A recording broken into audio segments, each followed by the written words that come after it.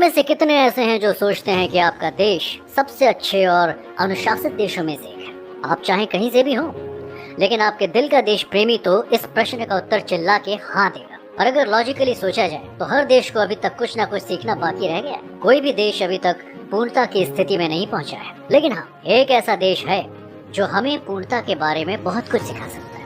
एक ऐसा देश जहाँ लोग सफाई को एक्स्ट्रा काम नहीं बल्कि अपना कर्म समझते हैं। एक ऐसा देश जहाँ हर कोई अनुशासन का असली मतलब समझता है, और वो देश है जापान। आप अभी पूछ रहे होंगे कि ऐसा क्या है भाई इस देश में जो हमारे देश में नहीं। इस प्रश्न का जवाब इस वीडियो में बड़ी ही सरलता से दिया गया है। बने रहिए मेरे साथ जानने के लिए 20 ऐसे काम जो हमें जापान से सीखना चाहिए। पहला है एजुकेशन सिस्टम। जापान एक देश जो कि आकार में भारत से 9 गुना कम है, आज भारत से लिटरेसी रेट रैंकिंग में 117 रैंक ऊपर है।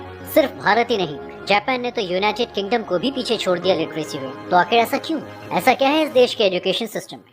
ऐसा इसलिए है क्योंकि जापान में बच्चों को पढ़ाई से पहले शिष्टाचार सिखाया जाता है। पढ़ाई के पहले 3 साल कोई एग्जाम्स नहीं होते, बल्कि उन 3 सालों में बच्चों को शिष्टाचार और अनुशासन का महत्व समझाया जाता है। जापान में स्कूल की अटेंडेंस ऑलमोस्ट 99% है।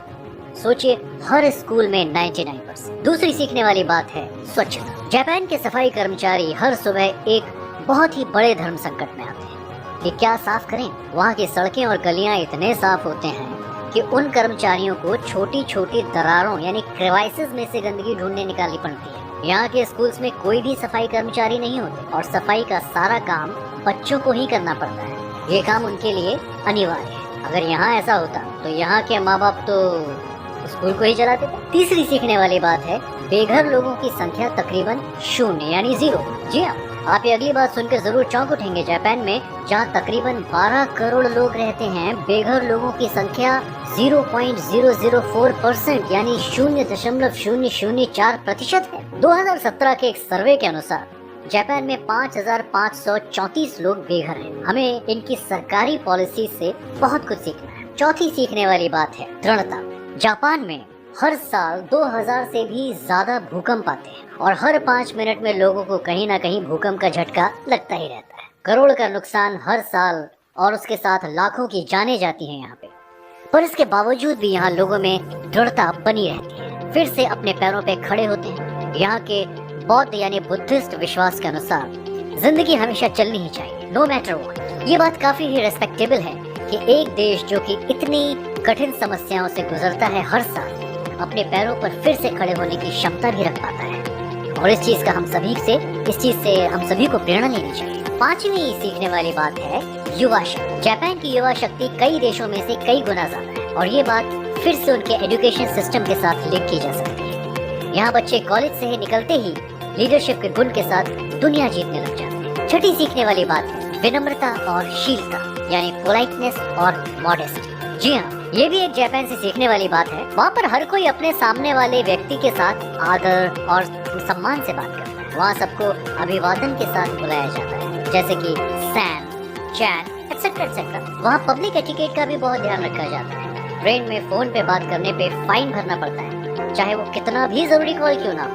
7वां सीखने वाला पॉइंट जो है वो है honesty is the best policy. ये लाइन हमने कितनी बार सुनी है, पर इस मुहावरे का असली अर्थ जापानीज से ही हमें सीखना चाहिए। वहाँ हर कोई अपने से पहले दूसरे आदमी का सोचता है, और इसी सोच के साथ आती है ईमानदारी। चाहे वो रोड पे गिरा सिक्का ही क्यों ना हो, वहाँ का हर व्यक्ति पहले उसे पुलिस स्टेशन में जमा करता है और उसके ओनर को ढूंढने की कोशिश भी करता है। 8वीं सीखने वाली बात है समय की समझ। जापान में एक मुहावरा है being 10 minutes early is early, being 5 minutes early is being on time, and being on time means you are late। इसी से ही हमें पता चलता है कि वहाँ के लोग समय को कितना मानते हैं। वहाँ हर कोई समय की कद्र और इज्जत करता है। अब आप खुद ही समझ गए होंगे कि क्यों जापान पूरे वर्ल्ड में सबसे विकसित इवॉल्व देशों में से एक है। ये चीज काश हमारे देशवासियों को भी कोई सिखा सकता। 9वीं सीखने वाली बात है यानी 9th पॉइंट है असमानता में सुंदर। जब आपके घर में कोई एक सिरेमिक या पोर्सिलीन बॉल टूट जाए तो आप क्या करते हैं? जाहिर सी बात है आप उसे फेंक देते होंगे। आखिर एक टूटी हुई चीज को कोई क्यों अपने घर में रखे? पर जापान में कुछ अलग होता है। वहाँ पर बाउल टूटने पे उसको रिपेयर करा जाता है। बस उतना ही नहीं, सारे क्रैक सोने से भरे जाते हैं। उनका मानना यह है कि कोई भी चीज पूर्ण नहीं होती अगर एक चीज टूट जाए तो उसे रिपेयर किया जा सकता है, चाहे वो कुछ भी हो, और वही टूटना उस चीज को एक अलग ही चमक और वैल्यू देता है। ये चीज तो सभी को सीखनी चाहिए। 10वां 10th पॉइंट है प्रदूषण की समझ। अब जापान जैसे डेवलप्ड राज्य में प्रदूषण तो कॉमन, पर आश्चर्य वाली बात यह है कि वहाँ पर हर कोई इसके बारे में जानता है और प्रदूषण को रोकने के लिए हर कोई कुछ न कुछ करता है। पौधे लगाना, गाड़ियों का कम इस्तेमाल करना और प्रदूषण से बचने के लिए हाईटेक मास्क, सब आपको सिर्फ जापान में ही देखने को मिलेगा। 11वां सीखने वाला पॉइंट है फूड वेस्ट का सही इस्तेमाल। फेंके गए खाने का सही इस्तेमाल कोई जापान से सीखे। वहाँ के फूड वेस्ट का प्रयोग किया जाता है मैन्योर या खाद बनाने के। अब जाहिर सी बात है, आप जहाँ से भी क्यों ना हो, खाने की बर्बादी कभी पूरी तरह से मिटाई नहीं जा सकती, लेकिन अगर जापान की तरह आप भी उसको किसी अच्छे काम में प्रयोग कर पाएं तो फिर वो सराहनीय यानी कमेंडेबल वाली बात है। 12वां सीखने वाला पॉइंट है सादगी में सौंदर्य। अगर आप किसी एक जापानीज घर में घुस जाएं, आपको बस गिनी चुनी कुछ फर्नीचर और उससे भी ज्यादा कम सजावट के सामान देखने को मिलेंगे। ये इसलिए क्योंकि वहाँ पर हर कोई सरलता को ही सौंदर्य मानता है और वहाँ हर कोई जानता है कि भौतिकवादी यानी मटेरियलिस्टिक चीज अस्थायी होती है और उन चीजों से सुख नहीं मिलता। इसका एक फायदा ये भी होता है कि जब भूकंप और सुनामी से घर बर्बाद हो जाए तब उसे फिर से बनाने पर ज्यादा खर्च न आए। अब ये हुई ना समझदारी वाली बात। 13th यानी 13वीं सीखने वाली बात है high and customer service. Japan की टेक्नोलॉजी सिर्फ एडवांस ही नहीं बल्कि बहुत ही ज्यादा कंज्यूमर फ्रेंडली भी है। वहाँ अगर आप किसी भी दुकान में घुस जाएं तो आपको भगवान की तरह ट्रीट किया जाता है। वहाँ के दुकानदार लिटरली आपके चरणों पे बैठते हैं। अब ये हुई ना बात। 14th पॉइंट जो सीखने वाला है वो है प्रकृति की स्वीकृति। जापानीज संस्कृति की विशेषताओं में से एक है मनुष्य और प्रकृति के बीच में करीबी संबंध। यहाँ हर कोई प्रकृति के छोटे छोटे उपहार का जी भर के मजा लेता है। यहाँ तक कि इनके स्कूल्स भी हर साल 1 अप्रैल से शुरू होते हैं क्योंकि वो जापान की सबसे सुंदर चेरी ब्लॉसम्स का समय है और वहाँ के टीचर्स के अनुसार ये वातावरण पौधे लगाने के लिए सबसे अच्छा होता है। पढ़ने का मजा भी काफी आता होगा। 15वीं सीखने वाली चीज है रेडीनेस। जापान डिजास्टर मैनेजमेंट में विश्व नेता है। ये ऐसा कौन है, ऐसा क्यों है? ये इसलिए है क्योंकि वहाँ के लोग हमेशा हर दुर्घटना के साथ लड़ने के लिए तैयार रहते हैं। जब कोई देश हर दूसरे दिन तबाह होने की कगार पे रहता है उसको तैयार रहना ही पड़ता है। वाह, मान गए जापान, आपको मान गए। 16वां सीखने वाला पॉइंट है नियमों का पालन करना। नियमों का पालन और आदर करना यहाँ के बच्चों को स्कूल के पहले 3 सालों में अच्छी तरह से सिखाया जाता है और ये गुण वो बच्चे बूढ़े होने तक याद रखते हैं और नियमों का पालन करते हैं। यहाँ अगर सीढ़ियों के 2 हिस्से होते हैं, एक जाने के लिए और एक आने के लिए, तो लोग उनके काम के अनुसार उन 2 हिस्सों का प्रयोग करते हैं, चाहे सीढ़ियों के नीचे हो उनको वेट ही क्यों ना करना पड़े। ये सीखने वाली बात है भैया। 17वीं बात है जो हमें सीखनी चाहिए वो है काम के साथ मजे।